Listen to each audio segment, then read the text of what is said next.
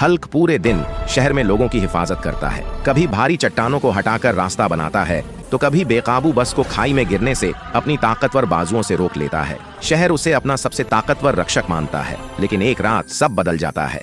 जब थका हुआ हल्क अपनी गुप्त गुफा में गहरी नींद में सो रहा होता है, तभी एक कपटी वैज्ञानिक डॉक्टर वेनम उसके ठिकाने पर चुपके से आता है और हल्क के शरीर से उसकी गामा एनर्जी का एक बड़ा हिस्सा चुरा लेता है। उस चोरी की हुई गामा एनर्जी और डार्क मैटर का इस्तेमाल करके वह एक भयानक डार्क पॉइजन हल्क तैयार कर लेता है, जिसके शरीर से जहरीला काला धुआं और हरी आग निकलती है।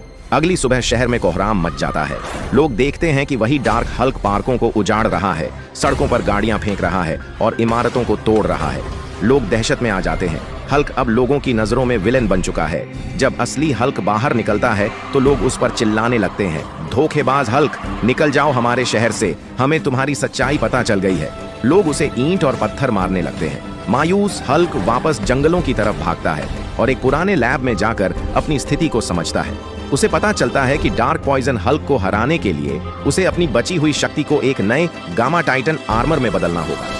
कड़ी मेहनत के बाद हल्क एक चमकदार सुनहरे और हरे रंग का गामा टाइटन आर्मर तैयार करता है। जैसे ही वह यह कवच पहनता है, धरती कांपने लगती है और उसकी ताकत दोगुनी हो जाती है। वह डार्क पॉइजन हल्क से भिड़ने के लिए शहर के बीचों बीच पहुंचता है। उधर डॉक्टर वेनम भी अपने डार्क हल्क के साथ तैयार था। दोनों के बीच भयंकर टक्कर होती है।